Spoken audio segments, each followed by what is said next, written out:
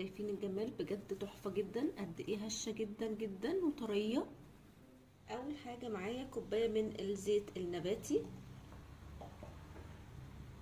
كوباية من السكر، يفضل يكون ناعم الحبيبات، 3 حبات من البيض بدرجة حرارة المطبخ طبعا، معلقة صغيرة من الفانيليا، رشة من الملح،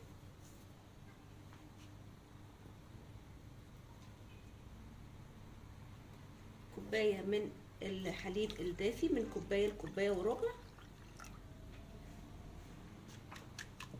في المضرب بقى اليدوي او الكهربائي او في الخلاط او اي حاجة هقلب بقى شوية حلوين كده لحد ما السكر يدوب معايا وكمان المواد اللي عندي تختلط مع بعض.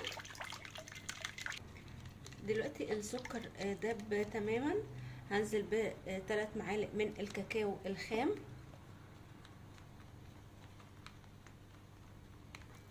وهنزل كمان بكوبايتين ونص من الدقيق. هخلط بقى المكونات كلها كويس جدا، واخر حاجة معلقة كبيرة من البيكنج باودر. هخلط بقى كويس جدا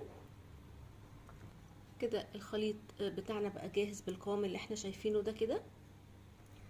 الصاج بتاعي انا دهناه دهنه بسيطه من الزيت.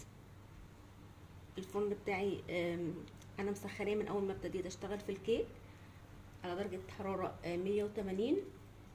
هحط الكيك بتاعتي في الرف الاوسط، هتاخد تقريبا من 35 دقيقه ل 40 دقيقه وتكون جاهزه معايا. علشان نعمل الصوص بتاعنا معايا كوبايه من الحليب كامل الدسم، يفضل كوبايه من السكر،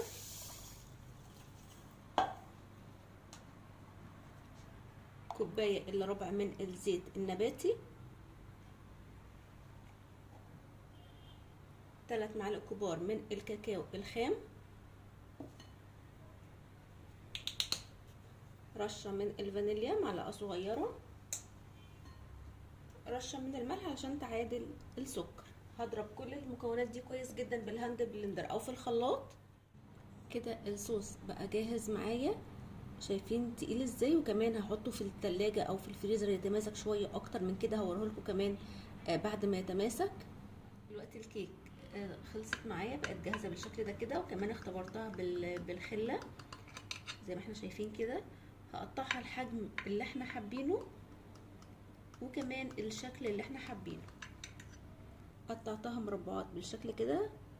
شايفين بقى القوام بتاع الصوص بتاعي بقى تقل وبقى عامل ازاي؟ حطيته بس في التلاجة مدة نص ساعة.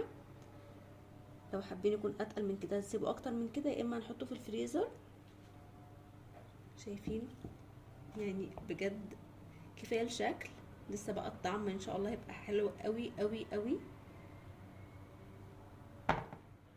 دلوقتي بقى الصوص بتاعي اتشرب مع الكيك. ايه تزيين بسيط كده، انا معايا صوص شوكولاته ابيض، بعمل يدوب بس شويه خطوط كده بسيطه على كل مربع من مربعات الكيك بتاعتي. نشوف بقى قطعه كده مع بعض، نشوفها قد ايه من جوه متشربه كده. يعني ده مش كيك عادي، ده يعتبر قطعه من الجاتو.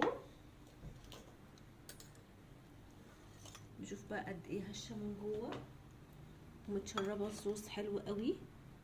شايفين الجمال بجد تحفه جدا، قد ايه هشه جدا جدا وطريه، والفراغات بتاعتها حلوه قوي، وكمان متشربه الصوص. يا رب وصفه النهارده تكون عجبتكم، واللي جرب الوصفه وتعجبه يا تسيب لي رايه في كومنت، واللي اول مره يشوف قناتي يعمل اشتراك، واللي عجب الفيديو يعمل لايك. سلام.